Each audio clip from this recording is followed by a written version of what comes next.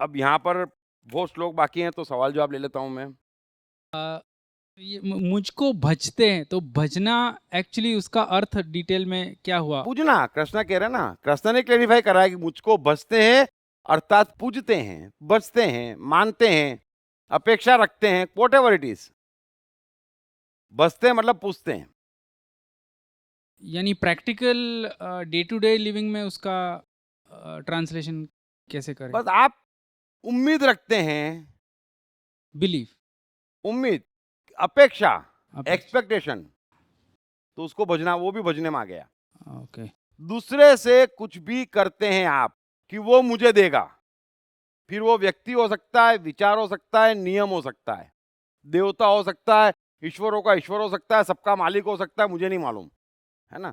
लेकिन दूसरा कोई भी है आपके अस्तित्व को छोड़कर, कृष्ण उसको कह रहे हैं कि उससे आप कैसा भी ताल्लुक रखते, पाने की उम्मीद रखते, तो आपकी वो उम्मीद नाशवान है। यानी इंटरनल कॉन्फिडेंस। कॉन्फिडेंस ही नहीं होगा, क्या काम करेंगे। अच्छा चलो, यहां से वहां आपको रस्सी पे जाना है, 4 अंगूठी पिना दूंगा, आप चले जाओगे? सुबह से शाम तक यज्ञ करोगे, आप चले जाओगे? हज होके आ गए, आप तो चले जाओगे? नहीं होने वाला है। और जिसको कॉन्फिडेंस है उसको कुछ करने की जरूरत नहीं, 2 रुपए और 5 ताली में कैसी रस्सी पार कर जाते, छोटे छोटे बच्चे कर जाते। तो सवाल कॉन्फिडेंस का है। अपने पे श्रद्धा है जादू होता, अपने पे श्रद्धा नहीं है जादू नहीं होता। आपको एक किस्सा सुनाता हूं, आपने सुना होगा।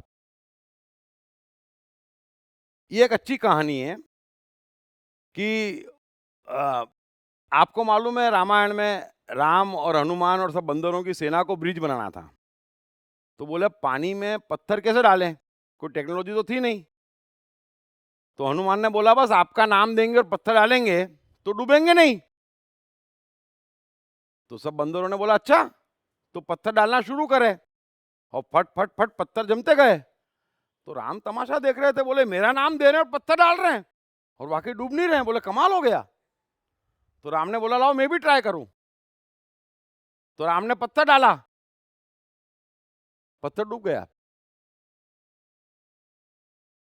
तुमने हनुमान से पूछा ये क्या बात है, तुम लोग मेरा नाम ले रहे हो और पत्थर डूब नहीं रहा है, और मैं खुद डाल रहा हूं और डूब गया। बोले क्योंकि आपको श्रद्धा नहीं थी।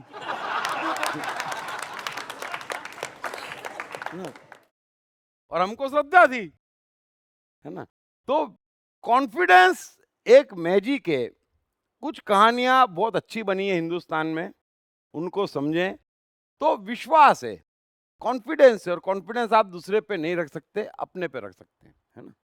और कायदा इसका मतलब क्या हुआ? कायदा मतलब कायदे से चल रहा है, तो आप जो शब्द यूज करते हैं कि सब क्या, कुछ यहाँ कायदे से चल रहा है, तो दैट इज प्रिंसिपल, सब कुछ लॉ यहाँ ऑफ नेचर। ऑटोमेटिक नियम से चल रहा है। लॉ ऑफ नेचर जैसे। सारे लॉ है, लॉ ऑफ नेचर मतलब सारी चीजों के अपने नियम बने हुए हैं, सब कुछ नियम से चल रहा है। हम उस नियम को नहीं मानते, तोड़ने की कोशिश करते हैं, चालन बनता जा रहा है, हमको समझ में नहीं आ रहा है। तो चालन बनता है नियम तोड़ते ही। लेकिन ये चीज आपको जब साइकोलॉजी समझाऊंगा तब समझाऊंगा। तो सब चीज के नियम बने हैं, लेकिन इतने नियम जानना मुश्किल है। तो नियम सीधे सीधे बने हुए हैं, हमें नियम को मानना चाहिए, नियम को समझना चाहिए। अभी प्रकृति में कोई पक्षपात करता है? सूर्य पक्षपात करता है, मैं कितनी बार समझाता हूं। वो रोशनी देता है तो हिंदू मुस्लिम सिख ईसाई देखता है, आस्तिक नास्तिक देखता है? नहीं देखता। जवान बूढ़ा बच्चा देखता है? नहीं देखता है। वो ये देखता है कि किसने धोती पहनी किसने टाई पहनी, नहीं। तो सूर्य रत्ती भर पक्षपात नहीं करता है, जो रोशनी में आ जाए उसको रोशनी दे देता, उसको विटामिन डी दे देता। तो ये नियम है प्रकृति का। अब मनुष्य को छोड़कर सब इसमें मानते, है ना। कोई शेर और बंदर की क्लास देखी, उनके मंदिर देखे, उनके भगवान देखे, उनके शास्त्र देखे? नहीं। तो ये बीमारी सिर्फ मनुष्य को है। जो बुद्ध कहते हैं ना कि ये आदमी ऐसी भाषा बोलने लग गया है कि इसको आदमी बनाना मुश्किल हो गया वापस से।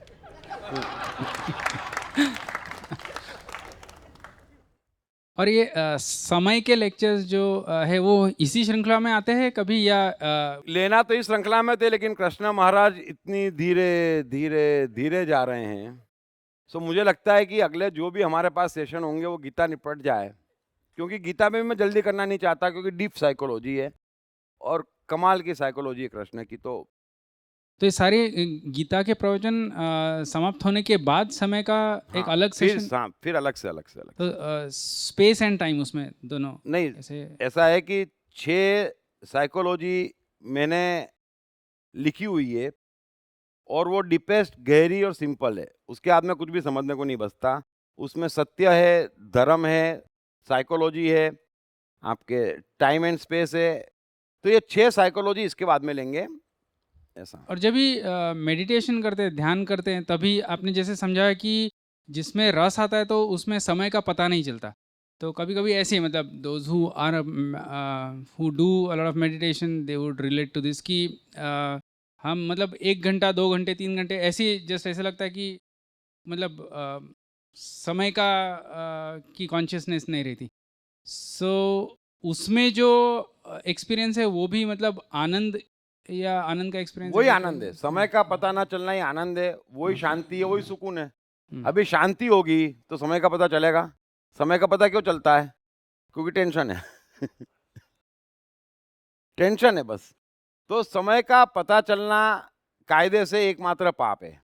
और वो क्यों पता चलता है? क्योंकि हमने अपने आप को इतने कंफ्यूजन में डाल रखा है, तो हम बात बात में कंफ्यूज हैं, पाने खोने के खेल में कंफ्यूज हैं, अच्छे बुरे के, पाप पुण्य के, तो इसलिए समय का पता चलता है। या थैंक्स। सर कहाँ पर? सर यहाँ पर सर हाँ। हमारे एक वेबकास्ट व्यूअर अंकुर जी का क्वेश्चन है। वो हाँ, पूछते हैं, I am a chartered accountant by profession. Sometimes I am very lazy to accept my work, but as soon as I feel this work has to be done, then I get fully involved in it. Now I want to know that whether before accepting that work does my inner consciousness stop me. ऐसा है कि ये बहुत अच्छा गुण है।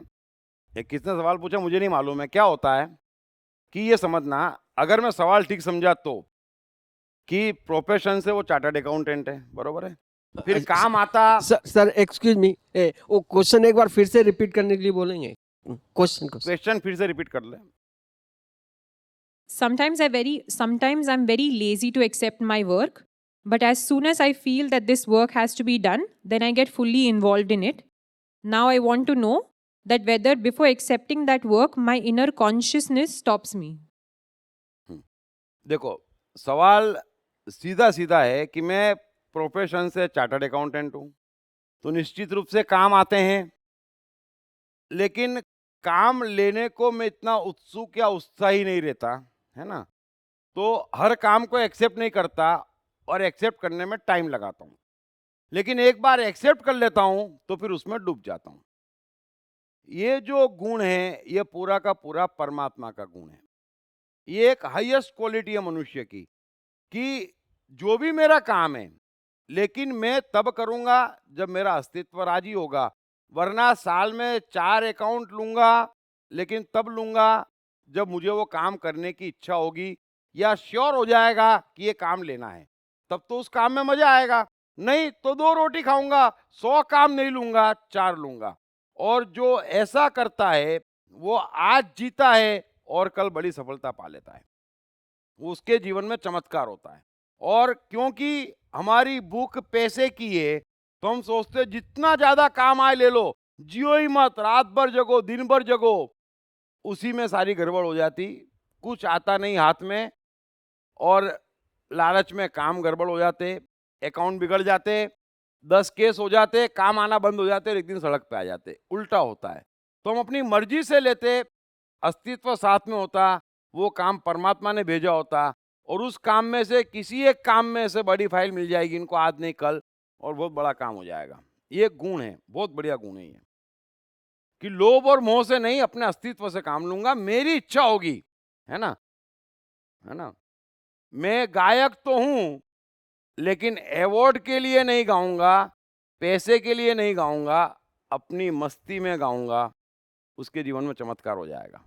Sir एक सवाल पूछना है आपसे। हाँ। हम हमें ऐसा सिखाया गया है, हम ऐसे समझते हैं कि अगर भगवान का दर्शन हो जाए तो आप पुण्यशाली हो जाते हैं, आपके सब पाप दूर हो जाते हैं। तो ये आप अगर अगर आप राम को भगवान मानते हो, कृष्ण को भगवान मानते हो, जैसे आप बता रहे हो, तो उसके सामने, कृष्ण के सामने दुर्योधन भी था, राम के सामने रावण भी था, तो उसको तो सामने सामने भगवान का दर्शन हुआ, तो फिर वो पुण्यशाली क्यों नहीं हुए? तो आप, मैंने तो ये कहा नहीं, नहीं नहीं, मैं आपने बहुत बढ़िया हथियार दिया है मेरे को। जरा, वैसे तो मेरी निगाह सब जगह पहुंच जाती है, यहाँ नहीं पहुंची थी। बस तो अगर आप जैसे ज्ञानी मिल जाएंगे तो दुकानें जल्दी बंद हो जाएगी। ऐसा है कि जो कृष्ण कहते हैं गीता में कि हे अर्जुन, मुझे तू पहले अपने में फिर मुझ में देखेगा, तो हमारे भीतर हमें कृष्ण नजर आएगा, तो ही कृष्ण में कृष्ण नजर आएगा। और एक बार हमारे भीतर हमें कृष्ण नजर आ गया तो फिर हमें सब में कृष्ण नजर आएगा, है ना। कृष्ण को सब में कृष्ण नजर आ रहा है ना। इसलिए कृष्ण कह रहे हैं कि सब कुछ वासुदेव है। अभी कबीर को सब में भगवान नजर आते हैं, इसीलिए कबीर कहते हैं कि बुरा जो देखन में चल्या, बुरा न दिखया कोई, और मन जो आपनो देखो, मुझसे बुरा ना कोई। अब किसी कर्म में, किसी गुण में, किसी व्यक्ति में आपको भगवान नजर नहीं आ रहा है और पाप नजर आ रहा है, अगर वो नरक में सड़ने वाला है, तो कबीर इतना ही कह रहे हैं कि मेहरबानी करके अपने को चेक कर लो, कहीं तुम अपने बारे में तो नहीं कह रहे हो, बस, है ना। तो बुरा जो देखन में चला, तो हमारे में पहले नजर आएगा, फिर वहां पर नजर आएगा, और एक बार हमारे में नजर आ गया तो वही है, और है क्या। मैं बोल पा रहा हूं, आप सुन पा रहे हैं, आप कपड़े पहन रहे हैं, आप घूम रहे हैं, हम गाड़ी चला रहे हैं, सब परमात्मा ही तो है। अगर उस चीज की मस्ती लें तो परमात्मा है, क्योंकि मस्ती, आनंद, शांति, सुकून का अनुभव एक मनुष्य को छोड़कर कोई नहीं कर सकता, और यही परमात्मा है, और कोई परमात्मा नहीं, यही परमात्मा है। बस जो ये मान लेगा वो सब पा जाएगा। सर उसी को जस्ट मैं एनहांस कर रहा हूँ कि दुर्योधन अपनी मस्ती में था, हाँ, उसको राज्य चाहिए था, तो फिर कृष्ण को मानने की जरूरत क्या थी? उसका आपने वो 4 एग्जाम्पल दिए ना, मन, शांति, वो जो भी है, वो उसका मन में था कि मुझे सबका राज्य लेना है, तो मस्ती में था, तो सबको मार रहा था, नहीं नहीं, तो नहीं। उसको सैबोटेज करने की क्या जरूरत? दुर्योधन की मस्ती अलग है, उसके लिए मैं 10 को डिस्टर्ब थोड़ी कर सकता हूँ। मेरी मस्ती का अर्थ है कि मैं अपने पे निर्भर रहूं और मेरी पूरी की पूरी मस्ती भीतर रहे। अब मैं सोचूं कि मेरे को तो आपका मर्डर करने में मस्ती है और आप कह रहे हो उसको करने दो, है ना।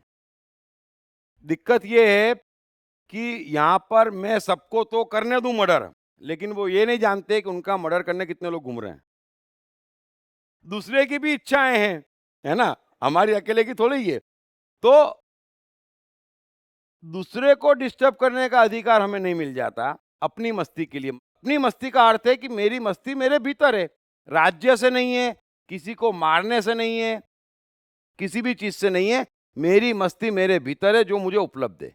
अगर मेरा राज्य है तो मेरी मस्ती अपने राज्य में है, फिर दूसरे राज्य पे हमला करके मेरा राज्य बढ़ाना, ये मेरी मस्ती नहीं है। और अगर मैं राजा हूं तो मेरा स्वधर्म है कि प्रजा को खुश रखना, फिर जुल्म करूंगा तो अगेन मस्ती नहीं है ना। तो जीवन बड़ा ही सीधा और डिफाइन है। हमारे अस्तित्व पे हमारा अधिकार है, दूसरे के अस्तित्व पे हमारा अधिकार नहीं है। तो दूसरे के अस्तित्व पे जब अधिकार जमाने जाते तो फिर कानून, पुलिस, कृष्ण सब बीच में आते, है ना। अभी समझो, आपको कुछ भी खाना है, कुछ भी पहनना है, कुछ भी सोचना है ना, तो परमात्मा रोकता आपको नहीं, है ना। लेकिन अगर आपने कुछ अच्छा अच्छा दुर्योधन जैसा सोचा है सपोज, और उसको बाहर इंप्लीमेंट करने जाते, तो कितने जने आ जाते रोकने के लिए, है ना। तो हमारे अस्तित्व में कोई रोकता नहीं हमें, हम बाहर जाते तो फिर वो नहीं हो सकता, है ना। तो हम किसी को ये नहीं कह सकते कि मुझे पिक्चर जाना है, तुझे चलना पड़ेगा। हमारे सारे रिश्ते इस पे टिके हुए हैं, है ना। अभी मुझे पिक्चर जाना है तो मैं पूछ सकता हूँ आपको चलना है, जबरदस्ती आप मेरी पत्नी से पिक्चर चलना ही पड़ेगा, ये गड़बड़ हो जाती। तो दूसरे पे हमारा अधिकार नहीं है, वो नहीं आती, हम अकेले चले जाएं, दोस्त के साथ चले जाएं। लेकिन यहाँ तो उससे भी मामला नहीं निपटता। पत्नी से पूछो पिक्चर चलना है, बोले नहीं, ठीक है। अभी आप सोचें कि चलो उसको नहीं जाना तो मैं दोस्त के साथ जाऊं, तो आप देख के खुशी खुशी घर आए तो मुंह सूजा हुआ है क्योंकि आप खुशी खुशी घर आए, दोस्त के साथ कैसे गए? सो हमारा जीवन कैसा है कि दूसरे के अस्तित्व पे की जाने वाली दखलंदाजी पे जिंदा है, वो योग्य नहीं है। हम स्वतंत्र हैं अपने अस्तित्व के साथ जीने के लिए, दूसरा भी स्वतंत्र है। जब ये समझ जाएंगे तो ही मनुष्य के जीवन का समाधान हो सकता कि दोनों की मर्जी तो पिक्चर, नहीं तो नहीं, दुर्योधन नहीं बन सकते, चलना ही पड़ेगा, बस ये बात है। लेकिन आपकी बात बहुत बढ़िया है कि कृष्ण के मूर्ति के दर्शन से ही सारे चमत्कार हो जाते, पाप धुल जाते, तो साक्षात कृष्ण 700 श्लोक तक मेहनत कर रहे हैं, अर्जुन तक के पाप नहीं धुल रहे हैं। सो मनुष्य आप अपना मित्र, आप अपना शत्रु है।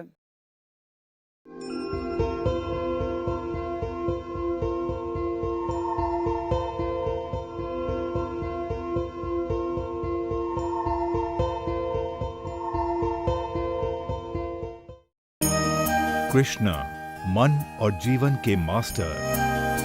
कृष्ण एक प्रेमी, एक कलाकार, एक गुरु, एक राजनेता, एक व्यवसायी। कृष्ण शून्य से सृजन करने का एक श्रेष्ठ उदाहरण। कृष्ण जो कठिनतम परिस्थितियों में भी हंसते हुए जीने की कला सिखाते हैं। कृष्ण जिन्होंने जीवन का हर युद्ध जीता।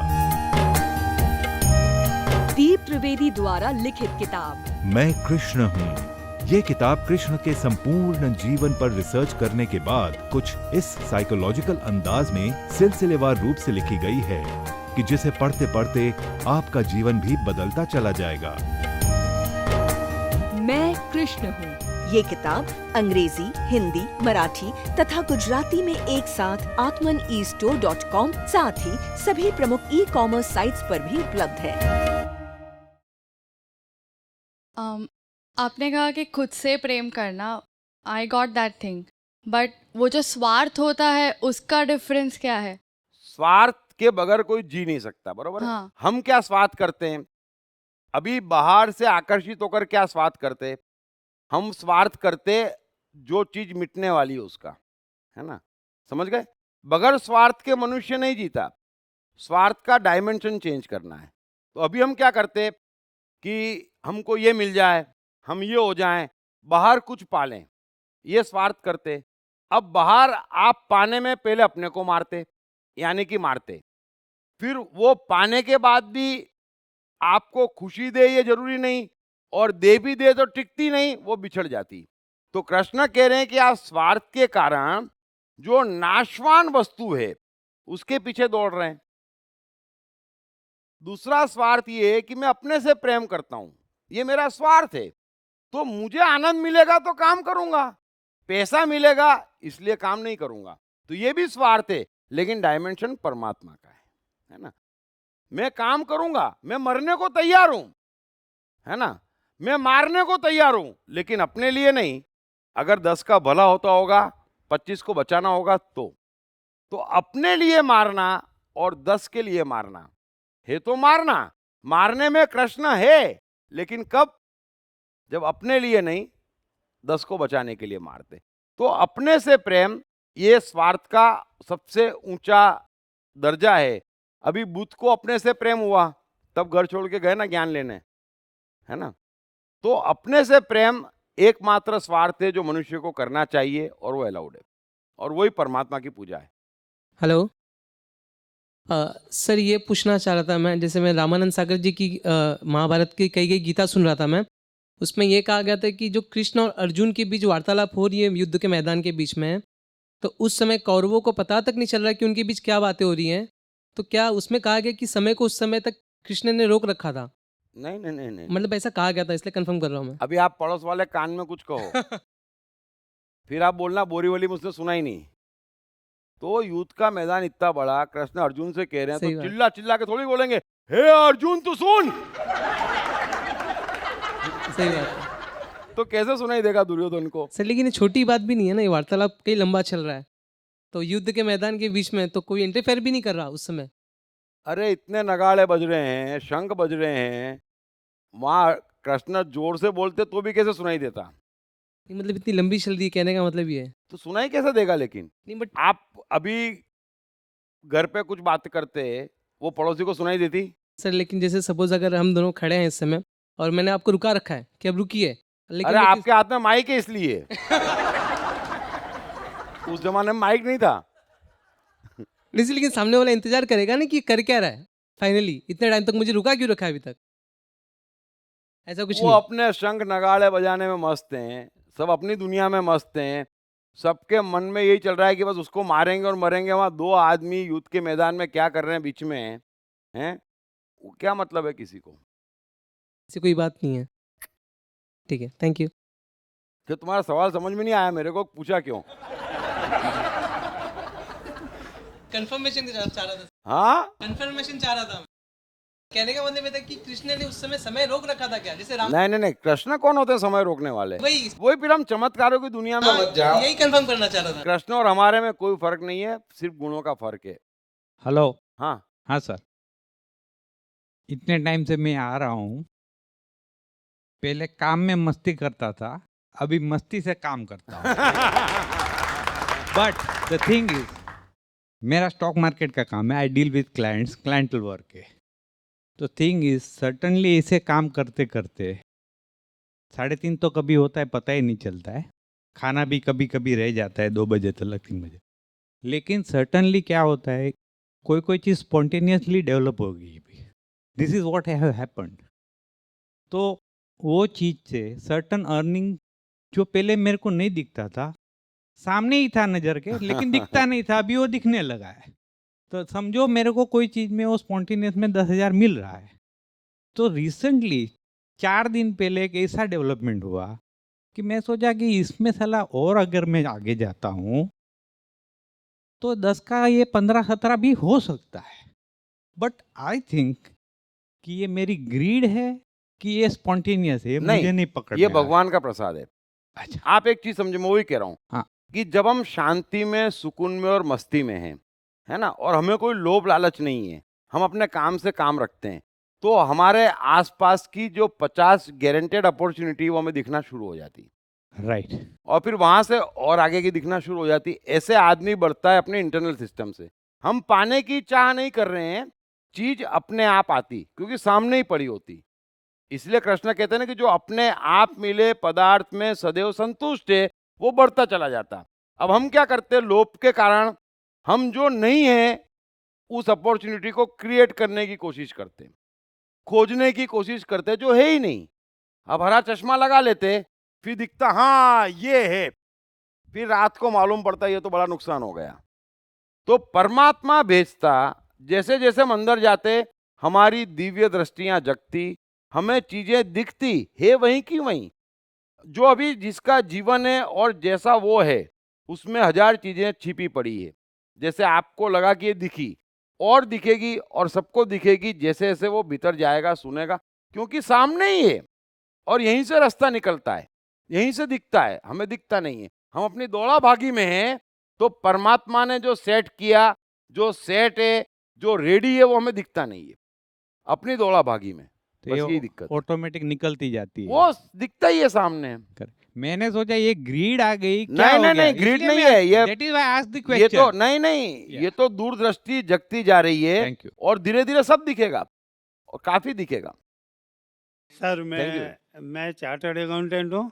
इधर हाँ, इधर किधर? इधर अच्छा, सामने ही। हाँ, बोलिए। मैं भी चार्टर्ड अकाउंटेंट हूँ और कई बार इंटरप्रिटेशन जो होता है ना, बड़ा मज़ेदार हो जाता है। आपने कहा जो काम करो उसी में डूब जाओ, मैंने रट लिया उस बात को और मैंने मेरे क्लाइंट को बोल दिया जो काम करो उसी में डूब जाओ। वो बड़ा परेशान हो गया, वो बोला मैं क्या करूँ, मैं तो डैम बनवा रहा हूँ।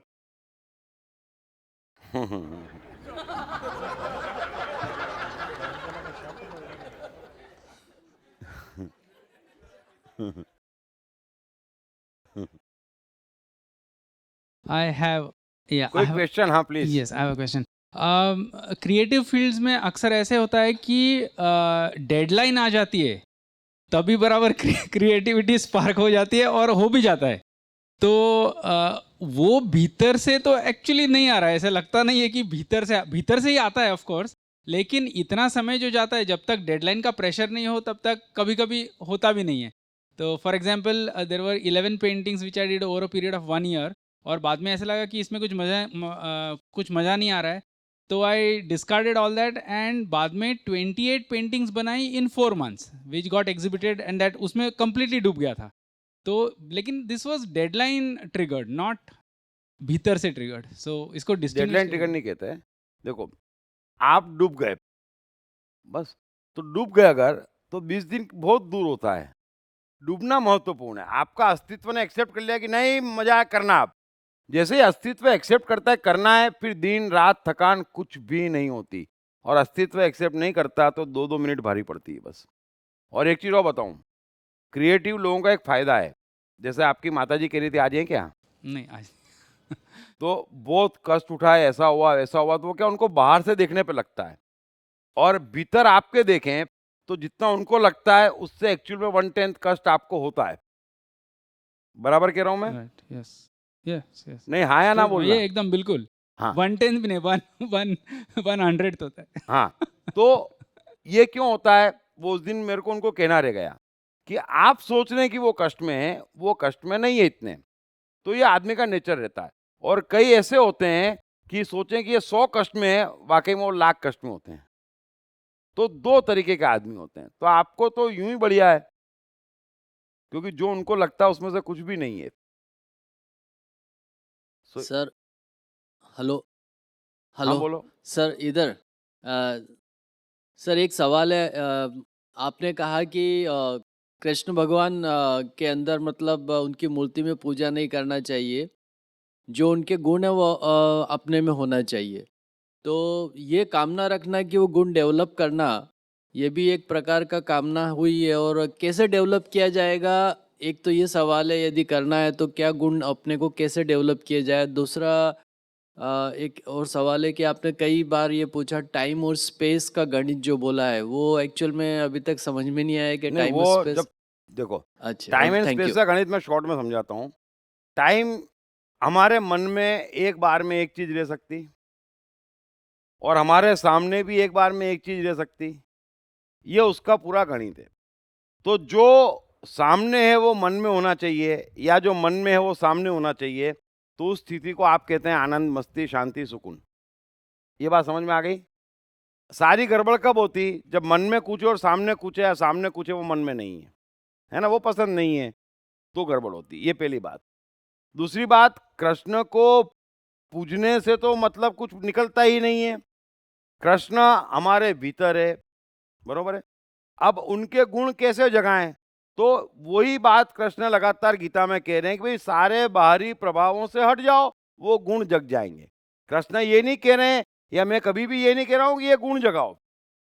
वो गुण तो आपके भीतर हैं, सिर्फ आप उल्टी जगह बाहर जा रहे हैं, इसलिए वो गुण ढक गए हैं। इसलिए कृष्ण कहते हैं कि ज्ञान के द्वारा अज्ञान ढका हुआ है। तो आप अपने अस्तित्व की सुनेंगे, सारे गुण अपने आप आ जाएंगे, और आपका अस्तित्व ही आपका जीवन है।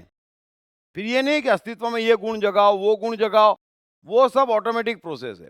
ऑटोमेटिक है, जो कृष्ण कह रहे हैं ना कि मेरा भक्त चाहे जैसे बचे, अंत में मुझे प्राप्त हो जाता है। तो ऑटोमेटिक प्रोसेस है। अभी आप बाहर पूज रहे हैं तो अस्तित्व से दूर जा रहे हैं। तो पूज क्यों रहे हैं? कुछ उम्मीद रख रहे हैं, है ना। तो हरा चश्मा पहनेंगे, उम्मीद पूरी हो गई। तो वही बात है। लेकिन जिन्होंने गीता पढ़ी समझी, वे कहां से कहां पहुंच गए। सो ये बात है। तो आप बाहर से प्रभावित मत हो, अपने अस्तित्व को मानो, और अस्तित्व जो कहता है वो करो, सब कुछ फटाफट ठीक हो जाएगा। और अस्तित्व क्या कहता है, कैसे कहता है, ये मैं कई बार समझा चुका हूं।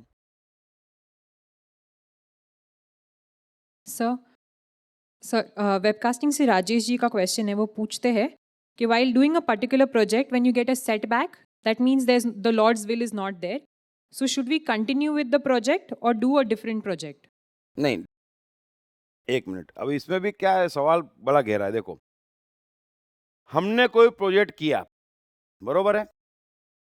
अभी वो प्रोजेक्ट हमने किया कि परमात्मा ने करवाया, दो बात में फर्क है। पहली बात तो, अगर हमने कोई लालच में किया, कंपल्शन में किया और प्रोजेक्ट करने में हमें मजा नहीं आया, तो वो हमने किया।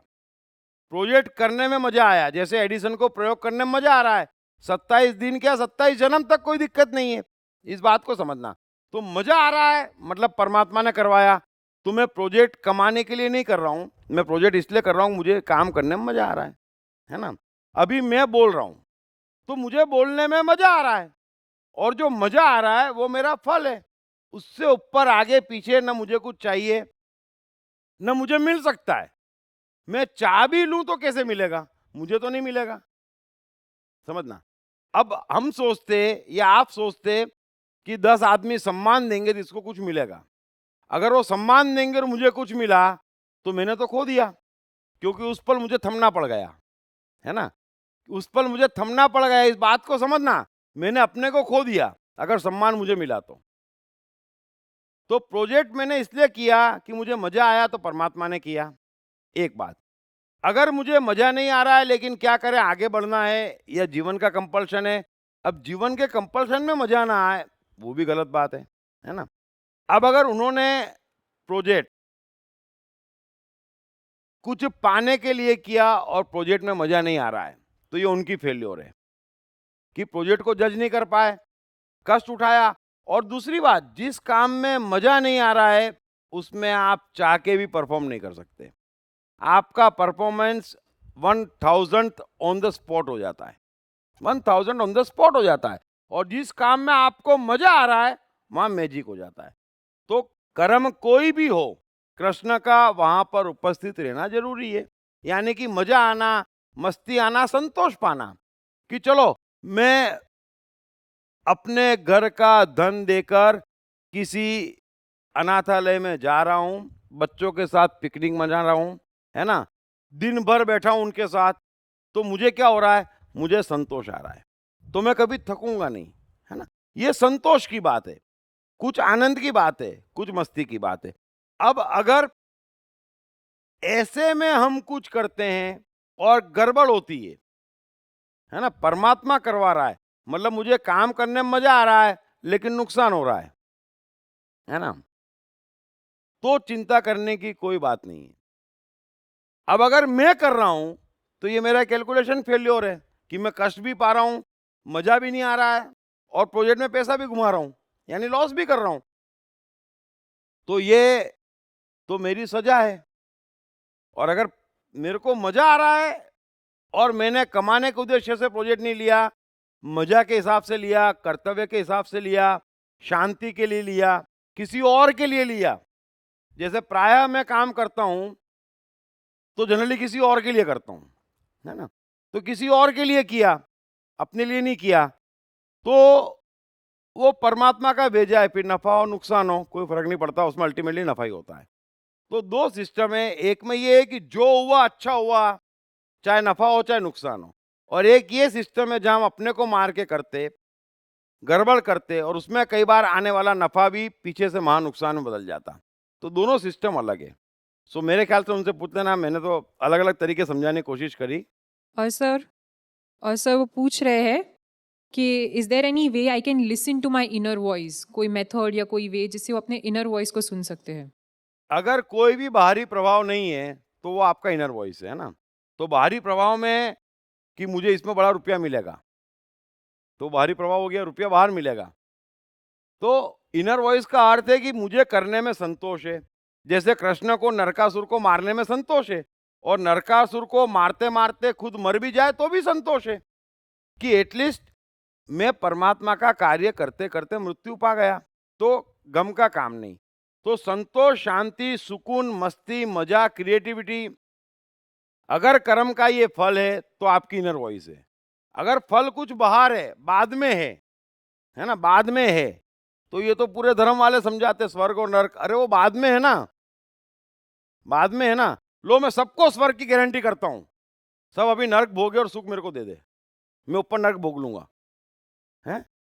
अभी कष्ट उठा के ऊपर स्वर्ग जिसको चाहिए उसको मैं गारंटी देता हूँ, है ना। अभी कष्ट उठाओ, नंगे पांव घूमो और आपका धन मुझे दे दो, मैं ऊपर नरक भोग लूंगा, चलेगा। तो मैं कर्म आज करूं और मजा ना आवे और मजा कल आवे, तो इसका मतलब ये है कि वो कर्म आपके इनर का नहीं है, वो आवाज इनर की नहीं है, आपके अहंकार और बुद्धि की है। उसमें हाँ। जैसे आपने बोला कि उसको इनर खुशी हो रही है, यानी इनर ये से कर रहा है, लेकिन कई बार ऐसा होता है कि प्रोफेशनल्स जिसको इनर खुशी तो मिल रही है, लेकिन सामने से जो फी आना चाहिए, जो फाइनेंशियल बेनिफिट होना चाहिए, वो नहीं होता है और उसके बदले में उसको पीनट दिया जाता है, फिर भी वो परफॉर्म करता है और अपना नुकसान करता है। फिर इस स्थिति को आप कैसे? उसमें भी बड़ा फायदा है, मैं आपको बता रहा हूं। अभी दो चीजें हैं, आप ऐसा समझें कि 4 ऑप्शन है ना। एक सिंगर है, उसे 4 ऑप्शन है, 4 जगह से इनविटेशन है ना।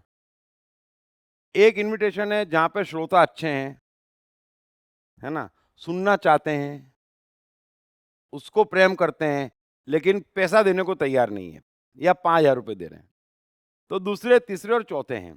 चौथा खूब पैसा दे रहे हैं, लेकिन कंडीशन रख रहे हैं कि हर गाने के बाद पत्थर और टमाटर मारेंगे। अब ये मनुष्य को डिसाइड करना है। तो रिटर्न हमारे भीतर मिलता है ना। मैंने गाना गाया, उनको मजा आया और उनका मजा देख के मुझे मजा आया और मजा ही मजा हो गया। अब मैं यहाँ पत्थर टमाटर अभी खा रहा हूँ, फिर उस पैसे से क्या मिलेगा मुझे नहीं मालूम, फिर वो कब मजा देगा जो हाथों हाथ मिल रहा है ना। भाई मैं कुछ भी पाना क्यों चाहता हूँ? भाई मैं अपने आप को बेच के अपने परमात्मा को मारना क्यों चाहता हूँ? मजे के लिए।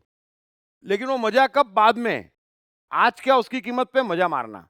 तो जो मजा आज मिल रहा है उसको मार के मैं कल मजा कैसे पा सकता हूं? ये प्रकृति के नियम के खिलाफ है, परमात्मा की लीला के खिलाफ है, इसलिए उसमें नुकसान ही नुकसान है। लगता है ऐसा, लेकिन अंत में सड़े हुए अंडे और टमाटर ही आ रहे हैं सबको। तो हमको मजा नहीं आ रहा है। जैसे उन्होंने कहा ना कि मैं सीए हूं लेकिन प्रोजेक्ट एक्सेप्ट नहीं करता। मुझे कई बार ऐसा भी होता कि वाकई मुझे ऐसा लगता है कि 2-3 काम के लिए मुझे पैसे की जरूरत है, लेकिन नहीं मन मानता, नहीं इच्छा है, मैं काम नहीं करता, कष्ट उठा लूंगा। तो क्या होता है कि ये लीला ऐसी है कि वो हमारे बारे में हमसे ज्यादा जानता है, वो हमसे प्रेम हमारे से भी ज्यादा करता है, वो ज्यादा विश्वास लायक है, तो उसको मालूम है, लेकिन अपने को मार के हम उससे बिछड़ जाते हैं। और ये संसार ने कभी किसी को कुछ दिया नहीं है, यहाँ सब चाल शोभराज बैठे हैं। इसलिए देने वाला श्री भगवान, और वो उन्हीं को देता जो मस्त है। तो अल्टीमेटली इसका निष्कर्ष ये है कि अपने अंतर्बोध को मानो। अपनी मस्ती के लिए करेंगे, फिर जो साईं बाबा कहते हैं कि श्रद्धा और सबूरी, अपनी मस्ती पे श्रद्धा रखो। आज मैं कह रहा हूँ, मस्ती में काम करते करते मेरा जीवन गुजर गया। मैं गाड़ी तक नहीं खरीद पाया, तो भी मुझे क्या शिकायत है जीवन से? अगर मेरा जीवन मस्ती से निकल गया तो क्या शिकायत है? तो अल्टीमेटली मस्ती, आनंद, शांति, सुकून सब कुछ है, और उसी राह पे बड़े बड़े चमत्कार होते हैं। और जो शांति में है, जो सुकून में है ना, उसके मन की शक्तियां ऐसी जागती, जैसे भाई साहब ने बोला कि वो कमाई वही पड़ी थी लेकिन दिखती नहीं थी। ऐसे ही अगर हम मस्ती के लिए काम करेंगे ना, तो टेम्पररी ऐसा लगता कि ये प्रोजेक्ट छोड़ा, वो प्रोजेक्ट छोड़ा, वो मिल भी जाता, उसमें कमाई जाता है, गारंटी क्या है? लेकिन अपनी मस्ती एक लेबोरेटरी टेस्ट है, अपना आनंद एक लेबोरेटरी टेस्ट है, जो सबूत है इस बात का। लेकिन इसका अर्थ ये नहीं कि जो कृष्ण ने सिस्टम बताई, 8 घंटे काम, 8 घंटे सोना और 8 घंटे खुद की सेवा करना, मतलब एंटरटेन करना खुद को, तो पहले 8 घंटे में मजा नहीं है, तो बाकी दोनों सब बेकार है। इसलिए हर व्यक्ति को जहां पर वो कार्य कर रहा है, या कोई एक कार्य ऐसा होना ही चाहिए जिससे वो जी सके और परिवार को पाल सके, और उसमें उसे मजा आना ही चाहिए, चाहिए और चाहिए। चाहे ए करे चाहे बी करे, मजा नहीं आता 1 लाख की नौकरी छोड़ के 50,000 की नौकरी कर ले जहाँ मजा आता हो, बट एक काम ऐसा करना चाहिए जिसमें मजा आए और कमाई आए, तो ही दुनिया चल सकती, तो ही वो धार्मिक है। तो फिर तो ये तो प्रोफेशनल के केस में भी ये एप्लीकेबल है कि उसको निश्चित तौर पे अपने घर परिवार के लिए, खुद के लिए, जीवन निर्वाह के तो लिए मजा आना ही चाहिए ना। हाँ बिल्कुल। अगर आपको अपने काम में मजा नहीं आ रहा है तो कोई दूसरा काम खोजो जिसमें मजा आए, तो बट उसका काम उचित तो करना आवश्यक है। लेकिन व्हाट अबाउट रिवार्ड? उसको उचित रिवार्ड भी मिलना चाहिए ना। रिवॉर्ड क्या है? अगर मजा आया वो रिवॉर्ड है। नहीं, मजा आया तो फिर जीवन निर्वाह कैसे होगा? जितने पैसे में आ जाए। अच्छा, जितने में आ जाए उसमें देखो, एडजस्ट करें। आप समझो जीवन में प्रगति कैसे होती है। मजा नहीं आ रहा है लेकिन मैं 80,000 की नौकरी कर रहा हूँ, हाँ हाँ। तो क्या होगा? मजा नहीं आ रहा है तो काम सलीके से नहीं होगा, एक दिन नौकरी से निकाल दिया जाऊंगा। और तो हाँ, या फिर बॉस बोलेगा ठीक है साहब अगले महीने से 60, करते करते मैं 20 पे आ जाऊं। उसके बजाय पहले से ऐसा काम ढूंढ लूं जिसमें जिसमें आनंद आता 30,000 मिलो लेकिन मजा आ रहा है, तो मजा आएगा तो काम इतना अच्छा होता कि वही धीरे धीरे आपकी सैलरी बढ़ाता चला जाता। तो दो बात में फर्क है। काम में मजा आना ही प्रगति का द्वार है। मजा नहीं आएगा तो आप काम ही नहीं कर पाएंगे। लेकिन काम चोरी नहीं तो ऐसे ऐसे साहूकार बैठे हैं किसी काम में मजा नहीं आता भक्ति को छोड़ के।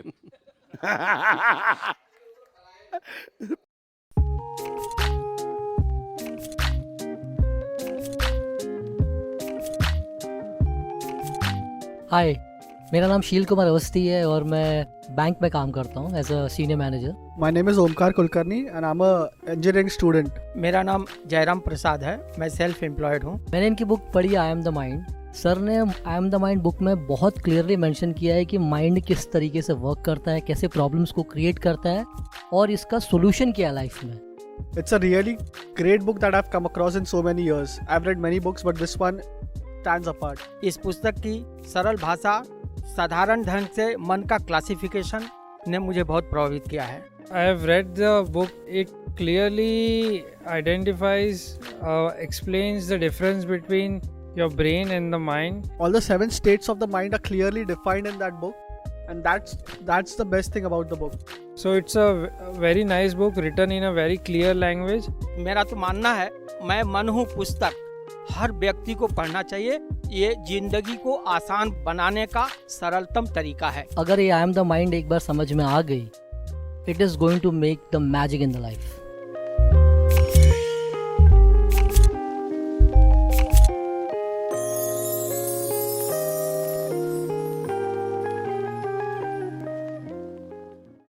सर मुझे पूछना है कि आपने कई बार बताया है कि इंसान के पाप कर्म या पुण्य कर्म का परमात्मा से कोई मतलब नहीं होता है, उसकी जिम्मेदार इंसान खुद ही होता है और जो भी परिस्थिति निर्माण होता है वो इंसान के द्वारा ही होता है। और आज आपने ब्रेक के पहले ये बताया कि श्री कृष्ण 3 कदम पीछे होके भाग जाते हैं और उसमें परिस्थितियाँ परमात्मा बनाती है। तो ये लिंक नहीं समझ में आया कि जब वो भी तो मतलब एक इंसान ही थे, तो वो इंसान ही है ना, तो उन्होंने तो क्रिएट किया है, तो उसमें उन्होंने- परमात्मा ने कैसे परिस्थिति बना दिया? उन्होंने कहाँ क्रिएट किया है? उन्होंने क्रिएट ये किया कि अच्छे खासे दूसरे के दरबार में, है ना, जाके उसकी बुद्धि को ठिकाने पे लाना है ना। तो मुसीबत तो उन्होंने बुलाई है भाई। अगर उनको ये लगता कि मुझे मिलना क्या है, दुर्योधन की बुद्धि ठीक करके मुझे मिलना क्या है, न तो मुझे धन मिलना है, न सम्मान मिलना है, न राज्य मिलना है, तो मैं क्यों ये काम करूं? तो वो खुद गए, तो परिस्थिति निर्मित हुई, दुर्योधन को बुद्धि आई। लेकिन कृष्ण की चेतना ये है कि वे हर परिस्थिति के लिए हमेशा तैयार रहते थे, इसलिए उनको जय श्री कृष्ण कहते हैं। सो हम कुछ भी करेंगे, अगर एक जगह हम चूक गए तो हमको भुगतना पड़ेगा। तो मनुष्य यहाँ पर अपने प्लस का पाता है और अपने माइनस का उसको भरना पड़ता है। ये जीवन का सीधा नियम है, इसमें परमात्मा कहीं नहीं आता। ऐसा समझो कि जिन्हें आप भगवान कहते, है ना, उनमें से भी सबको बीमारी लगी तो बीमारी शरीर को लगती है। अब हवा में ऑक्सीजन है ना, और 3 आदमी ऐसे हैं जिनको आप भगवान कहते हैं। चलो वो भगवान है भी, उन्होंने आत्मा पा ली, बरोबर है। और 3 आदमी ऐसे हैं जो कि पापी हैं, समझो राक्षस है, दुर्योधन है ये मान लो, चलो। लेकिन तीनों के लंग्स अच्छे हैं और उनके लंग्स खराब है। तो ऑक्सीजन तो हवा में है, वो किसको मिलेगी? हाँ, ऑक्सीजन इंसान को ही मिलेगी और किसको मिलेगी? नहीं, किसको मिलेगी? दोनों में से 3 दोनों- भगवान हैं जो सभी जीवित को- है, जिनके लंग्स खराब हो चुके हैं, और 3 ऑक्सीजन तो राक्षस सभी हैं को जिनके लंग्स मिलेगी, अच्छे हैं। सभी को मिलेगी। ज्यादा किसको मिलेगी? जो जिसके लंग्स अच्छे हैं। बस। तो भगवान का क्या है कि लंग्स खराब है तो आप भगवान भी हैं तो उसका आपको भुगतना है। आगे बात समझ में? तो प्लस का मिलना है, माइनस का जाना है, इसमें बेचारा परमात्मा क्यों बीच में ले आते हैं? तो हमें चाहिए कि हम अपने प्लस को बुलंद करें। और अब लंग्स खराब हो ही गए, ऑक्सीजन कम मिल रही है, तो प्रसन्नता माने, कम ऑक्सीजन में काम चलाएं। तो पूरा सिद्धांत समझें कि हमें अवेयर होना चाहिए, हमें जागृत होना चाहिए, अवेकन होना चाहिए, है ना? अब वो कैसे होंगे? जब हम अपने अस्तित्व की ठीक से सेवा करेंगे तो हमारे मन की शक्तियां जागती जाएगी तो हमको दूर का दिखेगा, विश्वास आएगा, शक्तियां आएगी, हम सब चीज से निपटते चले जाएंगे। ये सीधा सीधा नियम है। अब अगर हम लोभ और भय से भाग रहे हैं तो हम अंधे हो जाते हैं, है ना? हरा चश्मा पहन लेते हैं तो हमें दिखता नहीं है। हमें दिखता नहीं है तो कोई भी दुर्योधन ने गदा मार के हमारा वध कर जाता है और हम होशियारी करते रह जाते हैं। तो हमें अपने प्लस का मिलता है, माइनस का खोना पड़ता है, और परमात्मा में कुछ भी माइनस नहीं है। तो जो हो जाए वो प्रभु की मेहरबानी मान के जो स्वीकार ले और वही करे जिसमें प्रभु की सहमति है। प्रभु मतलब हमारा अस्तित्व, है ना? तो वो कमाल कर देता। और जो अटल हो जाता उसको स्वीकारने के अलावा क्या उपाय? मेरे लंग्स खराब हो गए तो मुझे ऑक्सीजन नहीं मिलेगी। रामकृष्ण परमहंस को कैंसर हो गया तो पानी तक गले नहीं उतरता था, तो कितना रोते थे उनके शिष्य। विवेकानंद बोलते थे मेरे से देखा नहीं जाता। रामकृष्ण बोले पागल, क्योंकि तू ऐसा समझता है कि मेरे गले में पानी नहीं उतर रहा है, लेकिन तू जो पानी पीता है वो किसको पहुंचता है? मैं देख के खुश हूं, तू मेरी चिंता मत कर। तो अभी कैंसर है, पानी अंदर नहीं उतर रहा है तो नहीं उतर रहा है। महावीर को पेचिस की बीमारी हो गई, कृष्ण को तीर लगा, यादवास्थली हो गई। तो जो अटल है उसको स्वीकारने की क्षमता परमात्मा की है, तो उस गुण को परमात्मा कहते हैं। और बाकी अवेकन को कि जो आप चाहें वो होए, वो गुण परमात्मा है। वो तब होगा जब अस्तित्व में आप जाएंगे। ठीक है सर। और इन जनरल एक क्वेश्चन ये था कि जैसे हम आपका लेक्चर अटेंड करते हैं तो अटेंड करने के बाद तो उस क्षण के लिए या उसके नेक्स्ट डे तक के लिए ये रहता है कि नहीं भाई अभी सर ने ऐसे से बोला वही इम्प्लीमेंट करना है, ऐसे रहना है। लेकिन जहाँ गैप आ जाता है, फ्राइडे, सैटरडे, संडे, मंडे, तो उन 3 दिनों में बाहरी प्रभाव कहीं ना कहीं तो असर करने ही लगता है, नेगेटिविटी वो रहती है। और फिर मतलब तो उस चीज़ को परमानेंट करने के लिए, जैसे आप अभी लेक्चर्स ले रहे फिर 11 जनवरी से लेंगे, तो हम तो इंतज़ार करते हैं कि सर का लेक्चर कब कंटिन्यू और हम आके ज्वाइन करें। मतलब जब तक आपके माहौल में है तब तक हमको हाँ मतलब हाँ भाई अभी ये नहीं ऐसा हो रहा है, लेकिन फिर जाने के बाद कुछ क्षण के बाद फिर वो चीज़ उसी तरह से होने लगता है। तो उसको किस तरह से परमानेंट करना चाहिए कि देखो, आपको कोई कोशिश नहीं करनी है। आप अच्छे समझ लो, मैं सबसे कहता हूं, जो आपने सुना और जो बदलाहट आ गई और जो स्मूथली हो गया वो हो गया, ठीक है। फिर जो नहीं टिका या जो नहीं बदला उसको छोड़ दो। आप हर हाल में परमात्मा हो जैसे हो। एक बार ये मान लेंगे ना, जबरदस्ती नहीं कि सुन लिया है अब तो फल की कामना करनी नहीं है, फिर फल की कामना हुई, अरे रे रे रे ये क्या हो गया, तो वहीं के वहीं चले जाएंगे। नहीं, फल की कामना की बात ही नहीं आती कोई भी सर। चीज हो, जितनी देर टिका ठीक, जितनी मजबूती से टिका ठीक, फिर सुना फिर हुआ, धीरे धीरे धीरे वो छट जाएगा और किसी भी क्षण पूरा छट जाएगा। लेकिन गिल्टी नहीं पालने की, नहीं हुआ नहीं हुआ नहीं हुआ तो ठीक, नहीं हुआ तो ठीक, सब परमात्मा। हम जैसे हैं ना वैसे परमात्मा है। समझो आप जैसे आए थे, आपने सुना 20% सुधार हुआ, तो इसका मतलब ये नहीं कि पहले दिन आप खराब थे आज अच्छे हो गए कल खराब हो जाएंगे, ऐसा नहीं है। जब जैसे है तब हम परमात्मा है, क्योंकि इस क्षण हम ऐसे ही हो सकते, बस, है ना। तो कोई भी चिंता नहीं पालने की, कोशिश नहीं करने की, गिल्ट नहीं पालने की, कुछ भी नहीं करने का, अपने आप सब धीरे धीरे स्मूथ हो जाएगा, हंसते गाते सब हो जाएगा। टेंशन पालने से कुछ नहीं होगा, है कुछ भी नहीं होगा। Thank you sir. और पालना भी नहीं हमें, टेंशन पाले परमात्मा, उसको जल्दी हो, हमको जल्दी ठीक करे, नहीं तो हमको क्या जल्दी है, हमको क्या जल्दी है। लो थैंक यू हमको तो खाने पीने मिल रहा है, घूमने फिरने मिल रहा है, तो मत सुधार हमको, जा टेंशन नहीं पालने का। मैं सिर्फ इतना ही कहूँगा कि सर बहुत सारी चीज़ें कुछ हमने इम्प्लीमेंट किया, उसके बाद में सर तो कमाल पे कमाल होने लगे हमारे फैमिली में। चमत्कार होने लगे। और लाओत्से का जो सेशन था उस टाइम पे मेरी वाइफ ने भी आपको कुछ बताया भी था, और तब से बहुत सारी चीज़ें हम लोगों में, हमारे परिवार में बदलाव हुआ आया। बहुत सारी चीज़ें हम तो अभी एंजॉय करके लेके चलते हैं। माइक पास में रखो। बहुत सारी चीज़ें तो हम तो एंजॉय करके लेके चलते हैं, और बहुत सारा बदलाव आया। उसके लिए मैं ईश्वर को भी धन्यवाद दिलाना चाहूँगा, और आपको भी, और पूरे आत्मन इनोवेशन के स्टाफ को भी, कि इतनी अच्छी व्यवस्था उन्होंने किया है। और ईश्वर ने आपके जैसा कृष्ण फिर से हमको सारथी बनाने के भेजा है हमारे लिए। जब आप जैसा सारथी मिल जाएगा तो हमारी लाइफ अब पता नहीं कहाँ चले जाएगी। और इतने दिन का गैप तो थोड़ा सा मोह तो आ ही गया कि काफ़ी लोग हैं, और कल कई लोगों के सवाल अब ध्यान में घूमते रहेंगे।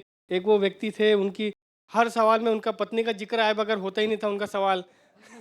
वो कहाँ गए?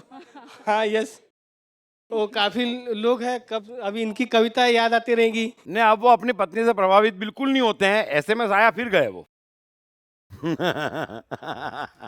तो काफ़ी लोग याद आते रहेंगे, और इतना दिन गैप रहेगा तो थोड़ा सा मन में थोड़ा प्रभाव तो हो रहा है। लेकिन चलिए, बहुत कुछ पाया आपसे, और इसके लिए फिर से धन्यवाद। और फिर से अपना आत्मन इनोवेशन का फिर से मैं धन्यवाद देता हूँ। हम लोग तो दिल से जुड़े लोग हैं, भीतर ही भीतर जीते हैं, कहीं जुदा होने वाले ही नहीं है। सर अभी एक हाँ, बड़ी मणि से मणि के सदस्य। बड़ी प्रासंगिक बात है कि जब अभी इन्होंने बताया ना कि सौभाग्य और जो चीज़ होता है होने के लिए होता है, तो मेरे साथ बड़ी एक ड्रामेटिक घटना हुई यहाँ पे।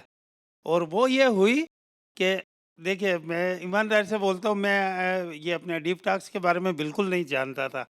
यहाँ मेरा एक मित्र था जिसने, अभी तो उसको दुआ ही दूंगा, पर उस दिन मैंने उससे बहुत बद्दुआ दी थी।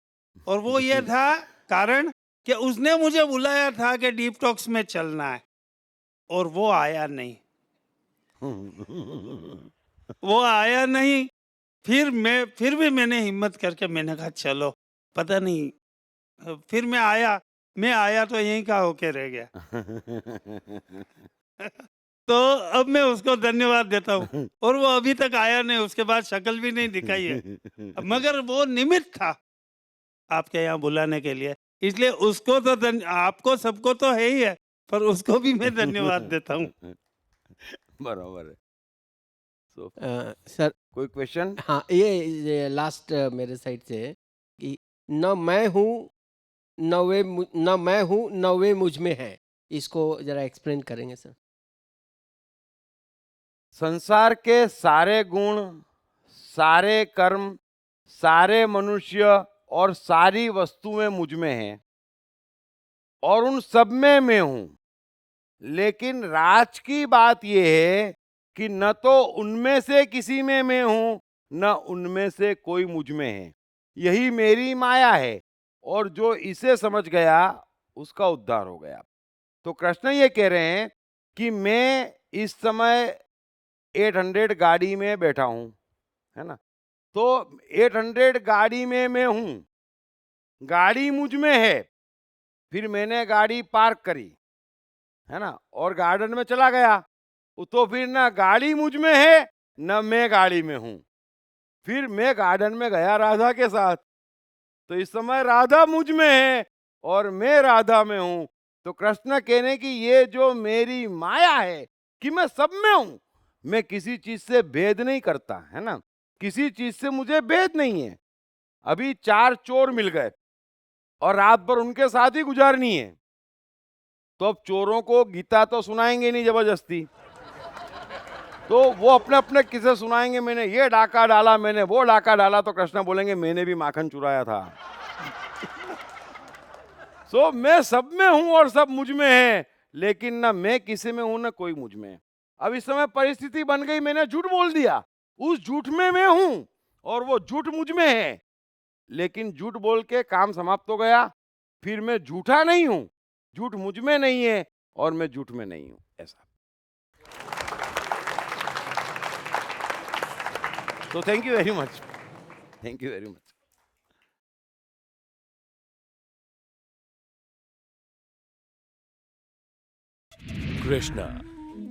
कृष्ण का बचपन कैसा गुजरा? कृष्ण राधा का प्यार क्या था? कृष्ण ने कितने विवाह किए? कृष्ण की चाइल्ड साइकोलॉजी क्या थी? कृष्ण ने ग्वाले से द्वारकाधीश तक का सफर कैसे तय किया? ये यादव स्थली क्या है? इन तमाम सवालों के जवाब जानिए।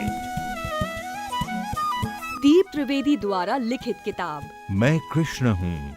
ये किताब कृष्ण के संपूर्ण जीवन पर रिसर्च करने के बाद दीप त्रिवेदी द्वारा कुछ इस साइकोलॉजिकल अंदाज में सिलसिलेवार रूप से लिखी गई है कि जिसे पढ़ते पढ़ते आपका जीवन भी बदलता चला जाएगा। मैं कृष्ण हूँ। ये किताब अंग्रेजी, हिंदी, मराठी तथा गुजराती में एक साथ atmanestore.com साथ ही सभी प्रमुख ई-कॉमर्स साइट्स पर भी उपलब्ध है। दीप त्रिवेदी की मनुष्य के जीवन और उसकी साइकोलॉजी पर एक गहरी पकड़ है। मनुष्य जीवन के विभिन्न पहलुओं पर सर्वाधिक चर्चा करने का रिकॉर्ड भी उन्हीं के नाम पर है। मनुष्य जीवन का ऐसा कोई पहलू नहीं जिस पर उन्होंने खुलकर चर्चा ना की हो, जैसे कि path of life, personality, complex, guilt, love, expectation, partiality, acceptance, fear, hypocrisy, creativity, wealth, who is God, concentration, confusion, power of transformation, joy and success, mind and brain, day sleep, natural intelligence, change your future, ego, non-violence, freedom तथा दीप talks ताओ ते चिंग के अंतर्गत दीप त्रिवेदी द्वारा मशहूर Chinese philosopher लाओ त्से के महान सूत्रों पर चर्चा, परिचय, समय, मन, सफलता, संकट, धर्म, राजनीति और दीप टॉक्स भगवद गीता के अंतर्गत जीवन की किसी भी समस्या से निपटने के लिए दीप त्रिवेदी द्वारा भगवद गीता के संपूर्ण 18 अध्याय पर चर्चा। आप ये तमाम डीवीडीज और सीडीज सुनकर अपना और अपने परिवार का जीवन बदल सकते हैं। ये तमाम डीवीडीज और सीडीज आत्मन ई स्टोर तथा अन्य सभी ई-कॉमर्स साइट्स पर उपलब्ध